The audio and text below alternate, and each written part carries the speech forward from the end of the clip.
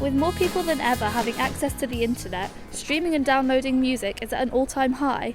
The most popular sites being used today are Spotify, YouTube and SoundCloud. I ventured into the town centre to find out the most popular platform for listening to music on here in Lincoln. Spotify, usually, or YouTube. It's more accessible online and you can listen to anything. I listen to Spotify like when I'm on the go or something, but if I'm in the house I'll listen to a CD. I mostly use Spotify, but sometimes I'll watch videos or listen to music on YouTube. Here's what Matthew Lee, band member and employee at Guitar Parlour in Lincoln, had to say. I listen to most of my music on YouTube. I used to use Spotify for a little while, but membership ran out now. I just didn't get around to paying for it again. But most of the stuff that I do find is on YouTube, especially from a lot of artists that are not necessarily big. So a lot of the smaller artists that don't have accounts on Spotify and things like that, you can find them on YouTube, so I tend to use that more often than most. Do you ever put stuff on SoundCloud at all? Or? I use SoundCloud for my own band, but I've not really used it as a platform to actually listen to music on. So I just upload my own stuff on there to share it through social media and things like that. Spotify is the #1 music service used to access songs and albums online. From Ed Sheeran to Pharrell Williams, from George Michael to the Foo Fighters, Spotify has it all. Or does it?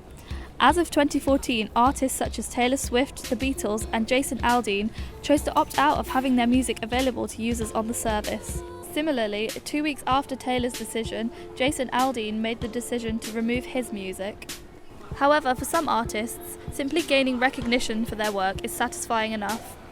Genevieve Miles is a British songwriter from the Cotswolds who uses both SoundCloud and YouTube to distribute her music. We asked for her views on Taylor and Aldean's decision. I do agree that music is important, but I think it's because of that everyone should have a way of accessing it.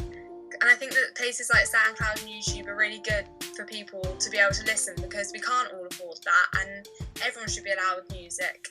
Music should be a privilege. We also asked the people of Lincoln for their opinion. I think it's something that's okay to do because it costs so much and I'm a student so I don't have much money. I don't really agree with it because the artist obviously doesn't get any money from it and they've put the effort into making the music. Always buy it on iTunes or wherever it's from because I don't believe in piracy. I think that it corrupts the music industry and it does potentially affect artists. However, people will always find a way of not trying to pay for music as it is expensive. So what are your thoughts on illegally downloading music? I personally don't download music from torrents and things like that, just purely from the point of view that I'm in a band, and as a result of that I know how hard it is to push for your record label, pay for the money to have it all produced. So then to go and illegally download it, I just find it kind of wrong, just from the point of view that the artist is getting nothing back from that. I can understand with albums and stuff that people would want to get money back for what they've got, but I think you get quite a lot of pay back with being happy with it, with the final product.